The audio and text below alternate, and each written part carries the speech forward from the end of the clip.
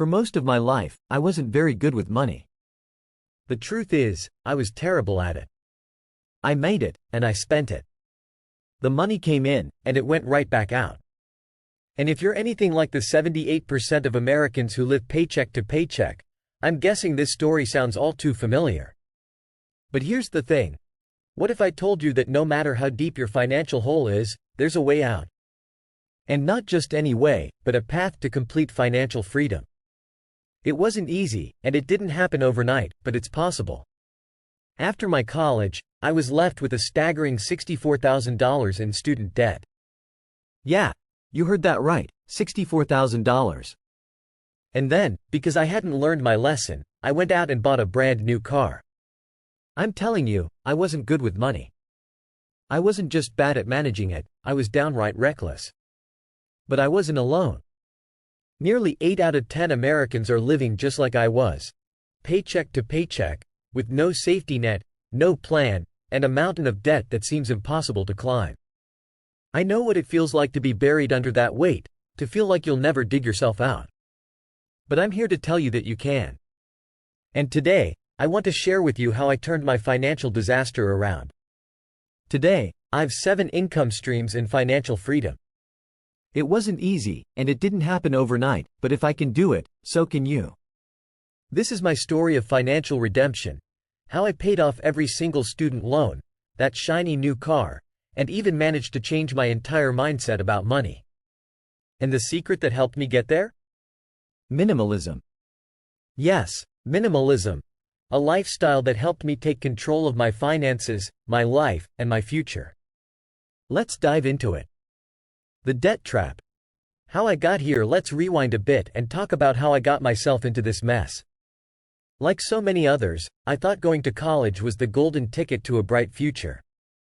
But what they don't tell you in those glossy brochures is how quickly student loans can snowball into a financial nightmare. I took out loans to cover tuition, books, living expenses, you name it.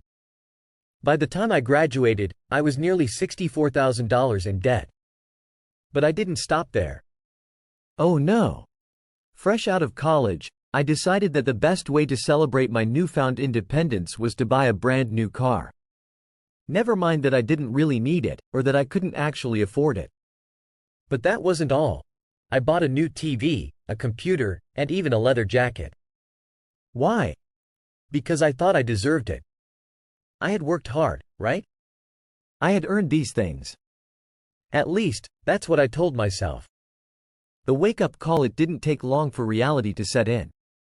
As the bills piled up, so did the stress.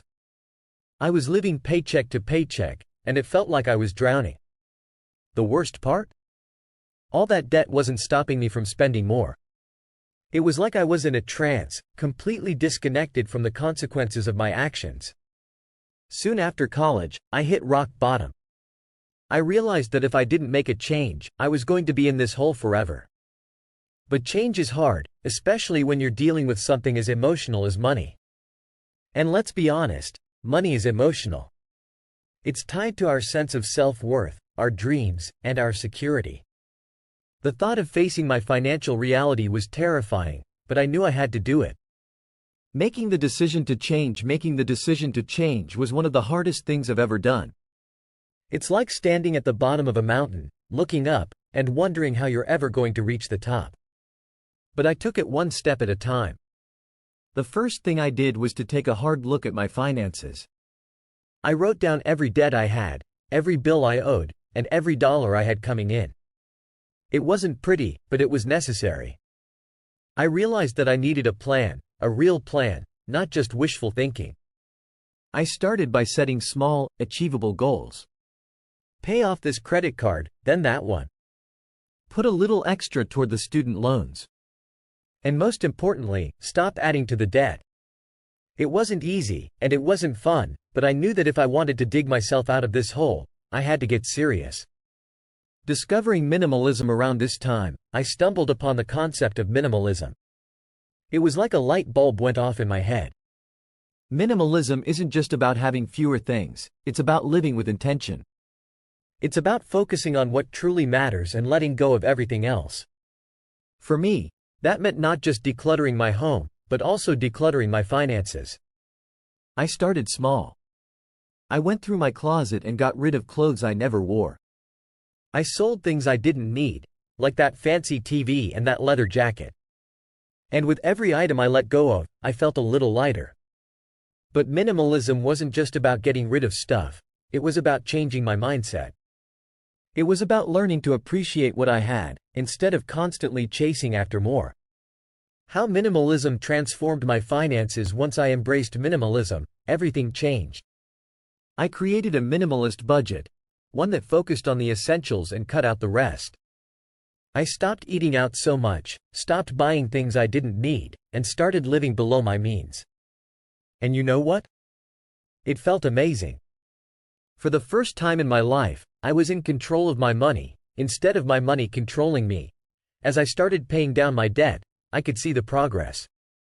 It was slow at first, but as the months went by, I could see that I was getting closer and closer to being debt-free. Minimalism wasn't just helping me pay off my debt, it was changing the way I looked at money. I no longer felt the need to keep up with the Joneses, or to buy things just to impress other people. I was happy with what I had, and that was enough. The psychological benefits of minimalism. But minimalism didn't just help me financially, it also helped me mentally and emotionally. There's something incredibly freeing about letting go of the things that weigh you down. By simplifying my life, I was able to reduce my stress, increase my focus, and find more joy in the everyday moments. I realized that happiness doesn't come from things. It comes from experiences, from relationships, and from a sense of purpose. And when you're not constantly chasing after more, you have the time and energy to focus on what really matters. Minimalism gave me the space to breathe, to think, and to truly live. The simple formula. Spend less than you make. The formula for financial success is simple. Spend less than you make. But simple doesn't mean easy. We live in a world that's constantly telling us to spend, spend, spend. From advertising to social media, the pressure to keep up with the latest trends is relentless. But if you want to be financially free, you have to tune out the noise and focus on what really matters. One of the biggest traps we fall into is lifestyle inflation. Every time we get a raise or make a little extra money, we feel the need to upgrade our lifestyle. We move into a bigger apartment, buy a nicer car, or start spending more on dining out. But if you can resist the urge to inflate your lifestyle, you'll be able to save and invest much more of your income. Avoiding the pitfalls of lifestyle creep. When I started making more money, I made a conscious decision not to upgrade my lifestyle. I kept living in the same modest apartment, drove the same car, and kept my expenses in check. It wasn't always easy. There were times when I was tempted to splurge, to reward myself for my hard work. But I knew that if I wanted to achieve financial freedom, I had to stay disciplined. By keeping my lifestyle in check, I was able to save and invest a significant portion of my income. And over time, those savings started to add up. The difference between someone who constantly inflates their lifestyle and someone who maintains a modest one is huge. In 5, 10, or 20 years, the person who resisted lifestyle creep will have a much stronger financial foundation. The pressure of social media and advertising. Social media and advertising are powerful forces that can make us feel like we're missing out if we don't have the latest gadgets, clothes, or experiences. But here's the thing. Rich people are rich because they make smart decisions with their money. They don't go out and lease a brand new BMW, or rent an apartment they can't afford. They invest their money, live below their means, and focus on long-term wealth building. When you're constantly bombarded with images of luxury lifestyles, it's easy to feel like you need to keep up. But the truth is, those images are often just a facade. Real wealth isn't about showing off, it's about having the freedom to live life on your own terms. So the next time you feel the pressure to keep up, remember your goals and stay focused on what really matters. The myth of, I don't have. There's a myth that we tell ourselves, that we can't start working on our goals until we have the perfect tools or resources. As a filmmaker, I used to tell myself that I couldn't make a film because I didn't have the right camera or lens. But the truth is, that's just an excuse. You don't need the latest gear to start creating, you just need to start. The same goes for any goal.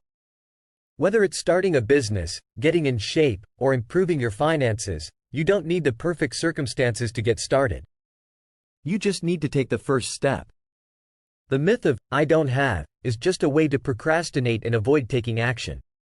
But if you push past that mindset, you'll be amazed at what you can achieve.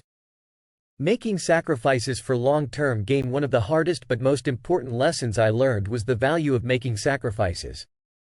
After I graduated from college, I made the decision to move back in with my parents.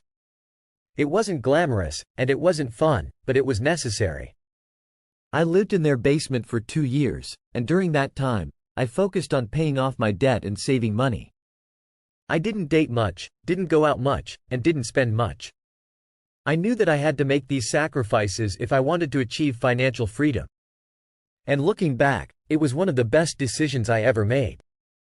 By cutting back on my expenses and focusing on my goals, I was able to make incredible progress in a short amount of time. The power of understanding your why. If you want to achieve financial freedom, you need to be crystal clear about why you're doing it. Why do you want to be debt-free?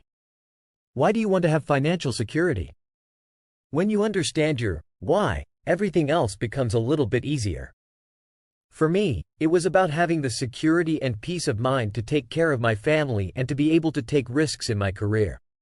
When you know your why, it gives you the strength to keep going, even when things get tough.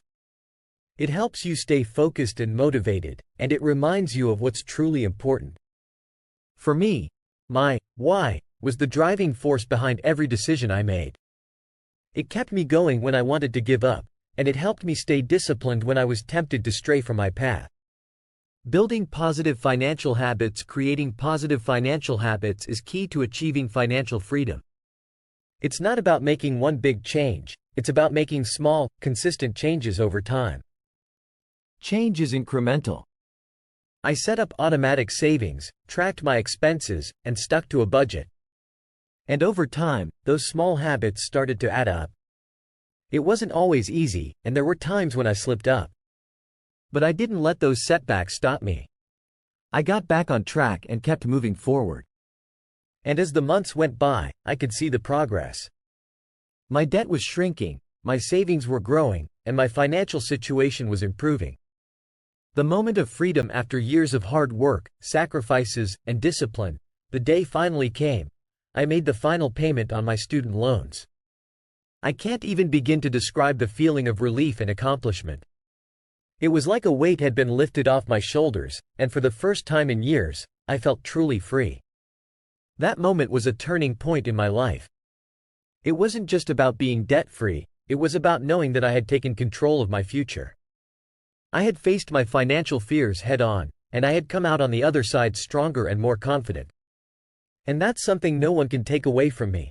The benefits of financial freedom. With my debt behind me, I was able to start exploring new opportunities. I started a new business, traveled to places I had always dreamed of, and spent more time with my loved ones. Financial freedom gave me the flexibility to live life on my own terms, without the constant stress and worry that comes with debt. But financial freedom isn't just about eliminating debt, it's about building wealth and creating a secure future. With my debt paid off, I was able to start saving and investing more aggressively. And as my investments grew, so did my sense of security. I knew that I was building a strong financial foundation that would support me for years to come. Giving back and helping others. One of the most rewarding aspects of financial freedom is the ability to give back and help others. I started volunteering more, mentoring others who were struggling with their finances, and giving back to my community. It's incredibly fulfilling to be able to use my experiences to help others, and to know that I'm making a positive impact in the world.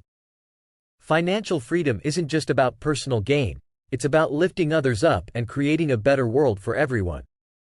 When you're not weighed down by debt, you have the time, energy, and resources to make a difference. And that's something truly powerful. Continuing the journey. Financial freedom isn't a destination, it's a journey and a way of life. Even after paying off my debt and achieving my initial goals, I knew that I had to keep moving forward. I set new financial goals, started planning for the future, and continue to live a minimalist, intentional life. There's always more to learn, more to achieve, and more ways to grow. As I look to the future, I'm excited about the possibilities. I know that no matter what challenges come my way, I have the tools and the mindset to overcome them. And I'm committed to helping others achieve the same freedom and peace of mind that I've found. Taking the first step. If you've made it this far, I want to thank you for taking the time to hear my story. But more importantly, I want to encourage you to take the first step on your own journey to financial freedom. It doesn't matter where you're starting from. What matters is that you start. Start by writing down your financial goals. Create a budget that works for you, and start taking small steps toward paying off your debt. It won't be easy, and there will be times when you want to give up. But I promise you, if you stay disciplined and focused, you can achieve financial freedom. You're not alone. Remember, you're not alone. There are millions of people out there who are on the same journey, facing the same challenges, and working toward the same goals.